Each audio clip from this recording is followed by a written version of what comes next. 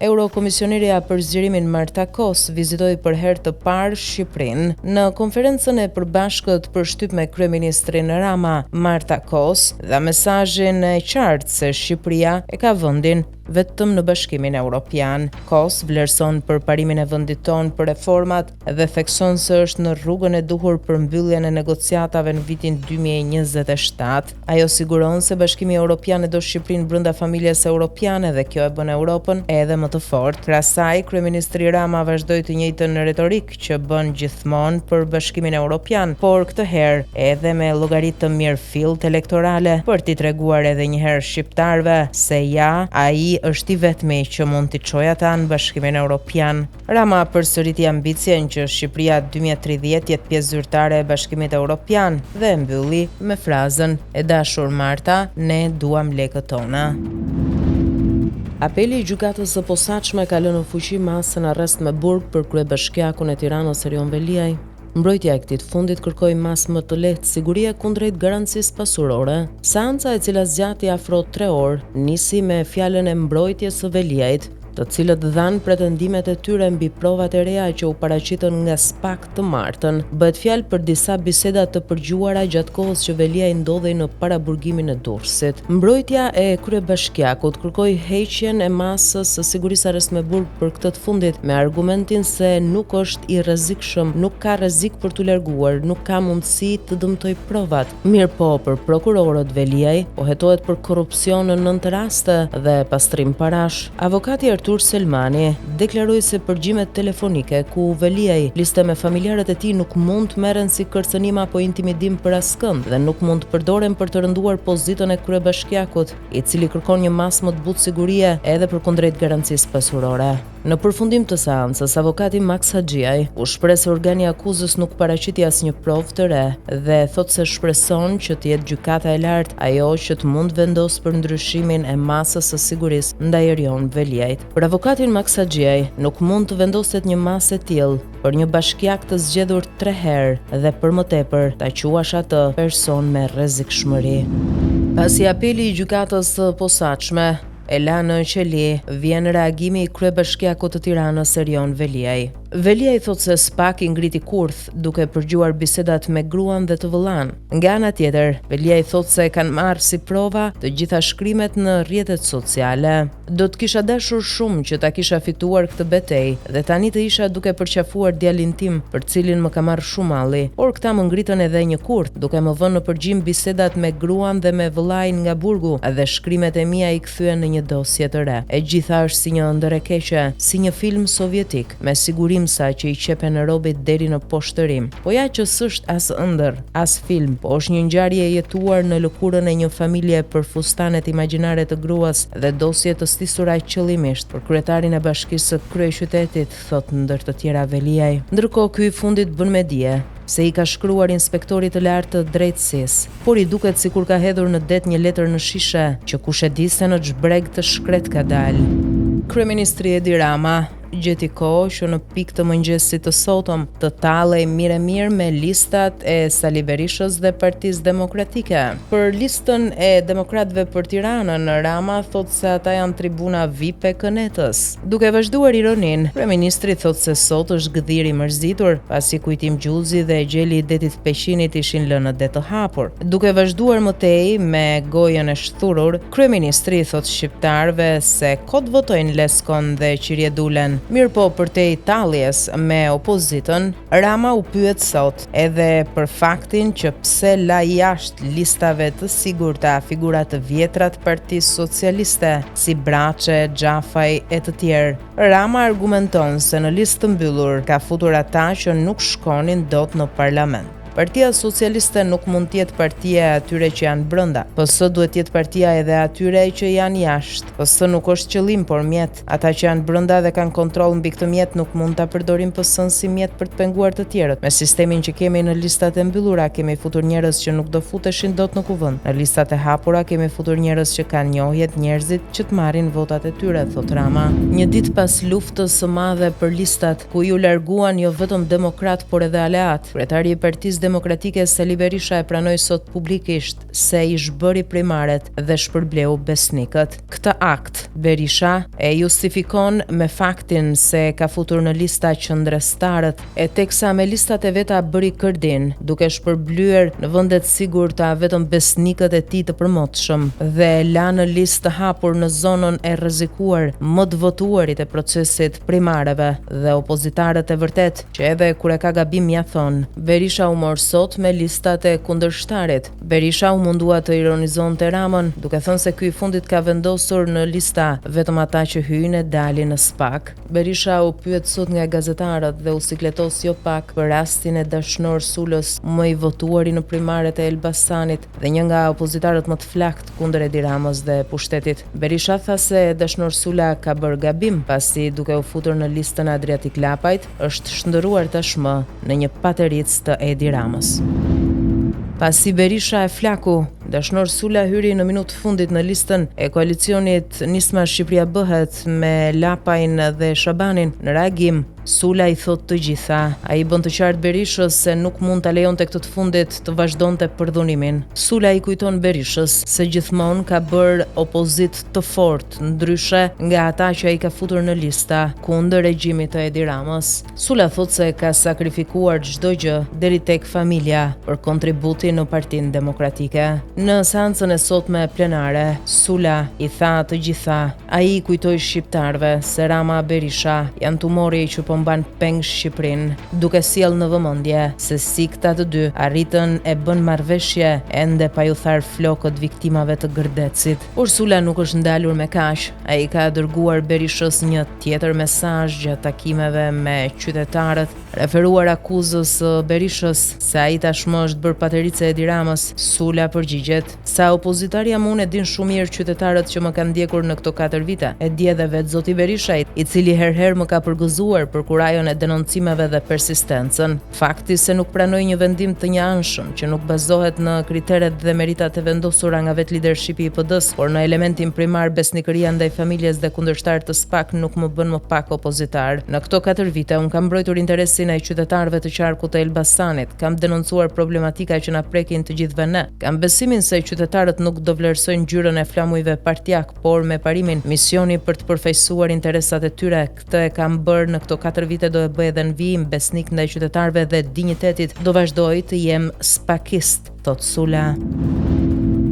Një nga gratë më të votuara në primaret e Partisë Demokratike për Tiranën, Jorida Tabaku, me vendim të Sali Berishës, u la në listën e hapur për 11 majin. Mirëpo pas zallamahisë së djeshme me listat, të gjithë ngritën pyetjen e madhe: pse Berisha e la Tabaku në zonën e rrezikut? Pas disa orësh heshtje, Jorida Tabaku bëri një reagim publik. Ajo thot se sot nis një sfidë re, betejë për Tiranën në listën e hapur. Sipas saj, në Partinë Demokratike asgjë nuk i është falur, por e ka fituar me punë dhe përkushtim. Deputetja demokrate thot se betejat nuk e trembin, ashtu siç nuk e trembi as beteja për profesionet e lira dhe të drejtat e qytetarëve. Në Partinë Demokratike asgjë nuk më është falur. Çdo betejë kam fituar me punë dhe përkushtim. Dhe ashtu do të ndodhë edhe tani. Do të jem në parlamentin e ri për të përfaqësuar jo vetëm demokratët që më votuan, por edhe ata që ende nuk e shohin veten të përfaqësuar, për një ekonomi më të mirë, për shtresën e mesme, për familjet shqiptare, për integrimin evropian dhe për luftën ndaj korrupsionit, thot Tabaku. Megjithatë, Berisha pret momentin e duhur dhe ta servir hakmarrjen në pjatë akull të ftohtë. Thënë kjo, Berisha nuk e harron periudhën kur Jorida Tabaku jo vetëm ishte krau i djathtë i Lulzim Bashës, por edhe pas tij rrinte në një pozicion neutral dhe nuk bënte asnjë hap të sigurt pranë Berishës. Jorida Tabaku qëndroi rezistente deri në fund, e ndoshta Berisha në listën e 11 majit i preu thjesht faturën. Një ditë pas zyrtarizimit të listave për 11 majin, të pakënaqurit nuk kanë heshtur. Erion Braçe paralajmëroi sot dorëheqjen nga politika e me shumë gjasa për t'ju rikthyer medias. Ai publikoi herët gjatë ditës një mesazh në rrjetet e tij sociale: ka gjithmonë kohë për të bërë gjërat që do, mjafton liria, dhe si sfond të fotos së tij kishte zgjedhur fjalën shtypi. Por Braçe nuk e la me kaq. Ai ka shpërthyer mirë ndaj kryeministrit Edi Rama të cilin e ka kritikuar ashpër, duke i thënë se me manipulime dhe gënjeshtra po merr më qafë vendin. Braçe flet për Qingja dhe Tigran, Partinë Socialiste, për të shprehur mendimet e tij për situatën e krijuar pas përzgjedhjes kandidatëve. Sipas Braçës, ka ndodhur një gënjeshtër dhe një manipulim me vendimet e marra në PS për emrat e kandidatëve, teksa eludon manovra politike që sipas tij janë të padrejta, të pasinqerta dhe të dëmshme për ata që përfaqësojnë interesat e qytetarëve dhe bujqësisë. Ai shprehet shumë i zhgënjur dhe i irrituar nga gënjeshtrat që janë përdorur për të manipuluar situatën dhe për të mbajtur kontrollin mbi partinë dhe pozitat politike. Po ashtu sot reaguan edhe të tjerë të lënë, siç thot kryeministri, në det të hapur. Për Arben Pullumbin, këto lista nuk ishin asnjë surprizë, pasi siç thot, e dinte prej kohësh. Ndërsa Eduard Ndreca paralajmëron se do t'i kthehet universitetit. Sa i takon Osip Nachos, pasi edhe ky mbeti jashtë listave, kemi një lajm të ri. Ai paralajmëron se në shtator do të bëhet avokat dhe thot se Partia Socialiste nuk i ka asnjë borxh. Partia e Lirisë vendosi 4 emra në listat e sigurta të Partisë Demokratike, përkatësisht Erisa Xhixho, Tedi Blushi, Edmond Haxhinasto dhe Brunilda Haxhiu, ndërsa një pjesë tjetër do të jetë në listat e hapura përfshir kryetarin Ilir Meta. Ky i fundit ka reaguar ditën e sotme, u shpreh bindjen se Partia e Lirisë do të fitojë 12 mandate në zgjedhjet e 11 majit. Meta shpall nisjen e betejës elektorale dhe thekson se kjo është një mundësi historike për të mposhtur narkoregjimin dhe për të sjellë një ndryshim të thellë në Shqipëri. Sipas tij, Partia e Lirisë nis garën me një përfaqësim dinjitoz dhe kuptim plot me 4 deputet përfaqësues për ta përfunduar atë më 11 maj me 12 deputet të shkëlqyer. Meta thot se për shkak të sakrificave që duhen bërë kur hyn në një koalicion dhe pa mundësi së krijuar, nuk kanë mundur të kenë kandidat në 4 qarqe. Ai paralajmëron se lista e hapur e Tiranës do të jetë surpriza e vërtet historike. Ndërkohë, duket se më 11 maj Meta, pavarësisht se tashmë është divorcuar, do të ketë edhe votën e Monika Kryemadhit. Kjo e fundit duket se po ridashurohet sërish pas divorcit. Ajo paralajmëroi sot se do të votojë për Ilir Metën dhe e quan atë burr shteti. Një nga shumë surprizat e listave të 11 majit vinte nga nisma Shqipëria bëhet. Adriatik Lapaj kishte vendosur në listën e sigurt për qarkun e Beratit të Atin. Ai ka shpjeguar sot në një reagim publik arsyen pse e ka bërë këtë akt. Sipas Lapajt, listat e mbyllura të koalicionit Nisma Shqipëria bëhet janë të përbëra nga prindrit dhe familjarët kandidatëve si garanci për listat e hapura, në të cilat garojnë emrat kryesor, si vetë ai, por edhe Shabani, Soko e të tjerë. Të gjithë anëtarët e kryesive të koalicionit ton garojnë në listë të hapur, përfshirë edhe kryetarët. Lista e hapur do të thotë që nuk ka rëndësi renditja e kandidatit. Në fund renditja do të bëhet sipas votave që merr secili. Ecim, e mbyll reagimin e tij Lapaj. Kujtojmë se në nismën Shqipëria bëhet u bën pjesë e listave 2 demokrat, Dashnor Sula dhe Alesia Balliu, të cilët e arritën marrëveshjen në minutat e fundit, pasi Berisha dhe Partia Demokratike i flakën. Në muajin korrik 2024, Këshilli Kombëtar i Territorit miratoi lejen për projektin e resortit rezidencial me pallate, vila dhe hotele Buzdetit dhe zona e Kalas së Lëkurësit në Sarand për kompaninë TDT and Partners të mafiozit Dajlan Avdia, miki i Edi Ramës dhe ndërtuesi kullës pranë Sahatit dhe disa kullave në qendër të Tiranës dhe bosi i kompanisë së Bixhozit Apex. Ky resort me vlerë investimi 500 milion euro ilegale përfshin sipërfaqen 68 hektar tokë shtetërore Buzdetit, por brenda sipërfaqes së këtij resorti janë edhe 3.3 hektar tokë që kryebashkiaku i Marrës Vangel Tavo ja grabiti shtetit me dokumente false, ndërsa 4 muaj para lejes së resortit ja shiti mafiozi Dajlan Avdia me 3.7 milion euro. Në muajin janar 2025, Këshilli Kombëtar i Territorit me urdhër të Bablokut, që është kryetar i lejeve dhe kryeministër, ka futur edhe territorin e Kalas së Lëkurësit brenda projektit të resortit, duke e justifikuar si atraksion historik në funksion të investimit. Prej muajit prill 2017, Kalana e Lëkurësit me 7 ndërtesat dhe 3250 m2 jashtë saj i shfrytëzon kryetrafikanti Andrea Çaushi alias Renato Çaushi nga Tepelena, ndërsa më parë shfrytëzonin djali dhe nipi i Vangel Tavos, të cilët ia dhanë si gjoja konvertimi një borxhi 1.5 milion euro në skenarin e Bablokut për t'i dhënë mikut të tij Dajlan Avdia Kalana e Lëkurësit. Është përdorur kryetrafikanti Andrea Çaushi, zaptuesi dhe shfrytëzuesi për biznesi i kësaj kalaje. Besmir Kola, i njohur mes banorëve të zonës si Besi i Shqipes, është kthyer në simbol korrupsioni, vjedhje dhe arrogance për komunitetin e Pezës. Dikur specialist modest në doganën e Rinasit, Besi i Shqipes gjeti rrugën më të shkurtër për t'u bërë milioner, jo me punë të ndershme, por duke grabitur tokat publike dhe private në Pezë. Qytetarët tregojnë se sipas tërmetit të vitit 2019, në vend që t'u vinte në ndihmë, Besi i Shqipes i detyroi banorët e prekur të paguanin deri në 20 milion lek vetëm për të futur emrat e tyre në listat e rindërtimit. Një mizori që vetëm një zyrtar pa moral mund ta bënte. Por skandali më tronditës është privatizimi i Kalas së Ndroqit. Në një akt të paprecedent, Besi i Shqipes ka përvetësuar plot 50.000 metra katror tokë, duke e kthyer këtë pasuri kombëtare në pronë personale, një krim që s'ka të bëjë vetëm me tokën, por edhe me historinë dhe trashëgiminë e vendit. Banorët denoncojnë se Besi i Shqipes ka marrë me forcë edhe 30.000 metra katror në zonën e Patllakës në Pezë, duke përdorur kërcënime dhe falsifikime masive dokumentash. Së fundmi, një tokë tjetër prej 10.000 metra shkatror në Pezë të Madhe me vlerë reale 1 milion euro është shitur në mënyrë të dyshimt për vetëm 600.000 euro. Gjykata e posaçme kundër korrupsionit dhe krimit të organizuar dënon me 3 vite e 1 muaj burg ish kryebashkiakun e Imarës Jorgo Goro. Ky i fundit akuzohet për shpërdorim detyre në 2 raste në kuadër të tjetërsimit të 10.000 metrave katror tokë në Gjilek të Imarës. Por për shkak të gjykimit të shkurtuar, Goro do të vuajë 2 vite e 20 ditë burg. Gjykata e posaçme dënon po ashtu me 2 vite burg Vezir Gjikokën dhe nga gjykimi i shkurtuar do të vuajë 1 vit e 4 muaj. Jerasimo Basho dënohet me 3 vite burg dhe nga gjykimi i shkurtuar do vuajë 2 vite burg.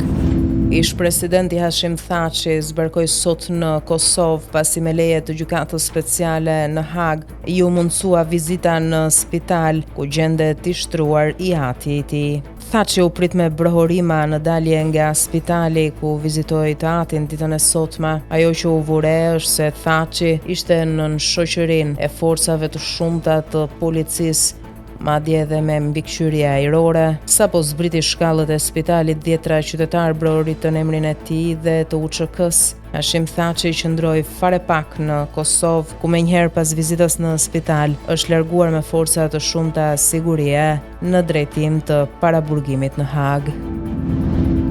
Një ditë pas takimit të nivelit të lartë në Arabinë Saudite mes Ukrainës dhe SBA-ve, të cilat arritën paktin për një armëpushim të përkohshëm fillimisht 30 ditor me Rusin, mediat ndërkombëtare raportojnë se delegacioni amerikan është nisur për në Rusi për të vazhduar negociatat. Mirëpo duket se dështimi është paralajmëruar që herët. Rusia ka reaguar menjëherë dhe thotë se refuzon kërkesën e presidentit Trump për armëpushim të përkohshëm 30 ditor në Ukrainë. Rusia nuk dëshiron një armëpushim të përkohshëm dhe po pret për një zgjidhje afatgjatë të paqes që merr parasysh interesat dhe shqetësimet e saj. Këshilltari për politikën e jashtme i presidentit rus i tha televizionit shtetëror ditën e sotme se armëpushimi 30 ditor i propozuar pas bisedimeve midis SBA-s dhe Ukrainës nuk ishte asgjë tjetër veç se një frymarrje e përkohshme për trupat ukrainase. Pushkov thotë se Moska pret që SBA të marrin parasysh pozicionet e Rusisë në punën e mëtejshme së bashku. Ai paralajmëron se Putin do të flasë në media ditën e sotme dhe do të përshkruaj pozicionin e Rusisë me më shumë detaje. Mirëpo Ushkov habiti jo pak kur tha sot se këtë qëndrim të Rusisë, Shtetet e Bashkuara të Amerikës e kanë ditur.